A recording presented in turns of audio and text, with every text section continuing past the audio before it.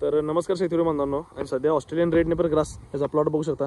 तर सध्या म्हैसूर इथे आपले एक 20,000 स्टिक जात आहेत।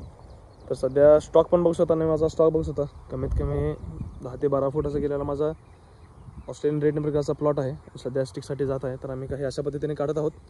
तर काही बघू शकता, तर काही अशा पद्धतीने आपला प्लॉट आलेला आहे। आणि आपण हे जे स्टिक्स ऑल ओव्हर महाराष्ट्र किंवा ऑल ओव्हर इंडिया आपण हे जे स्टिक्स देतो। तर ऑस्ट्रेलियन फुल रेड नेपियर ग्रास असं या हत्तीघासाचं नाव आहे। तर याच्यामध्ये बीटरूट आणि ऊस हत्तीघासाचे क्रॉस असते। तर गाई, म्हशी, शेळी खूप चांगल्या पद्धतीने याला खातात, आणि परत 20 ते 22% प्रोटीन येते।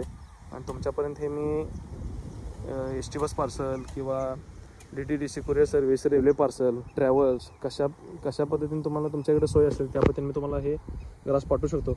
तर जो तुम्हाला डिस्क्रिप्शनमध्ये नंबर दिसत आहे किंवा व्हिडिओच्या खाली माझा नंबर तुम्हाला मिळेल, तर या नंबरला तुम्ही कॉन्टॅक्ट करा आणि मी तुम्हाला हे ऑस्ट्रेलियन रेड नेपर ग्रास हे तुम्हाला पाठवू शकतो। कमीत कमी लास्ट उंची जी कमीत कमी माझ्या अंदाजे 15 ते 16 फूट जाते, आणि सध्या आपण 10 ते 12 फूट झालेले आहे ते जे स्टिक्स पाठवतो। तर काही याला 4 फुटीच्या सरीवर लावले जाते। अंतर 1 ते 1.5 फूट तुम्ही ठेवू शकता, आणि एकदा लावल्यानंतर किमान एक 4 ते 5 वर्ष हे तुम्हाला फॉडरला यूज होईल किंवा तुम्ही चारायला वापरू शकाल। कमीत कमी 5 वर्षाची लाईफ राहील।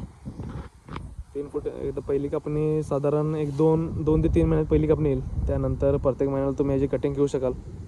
तर तुमची गाई, म्हशी, शेळी, बैल, घोडे काहीही असतील तर तुम्ही खूप चांगल्या पद्धतीने घालू शकता। आणि अशा पद्धतीने आपला KS फार्म या यूट्यूब चॅनलला लाईक, शेअर, सबस्क्राईब करा। धन्यवाद।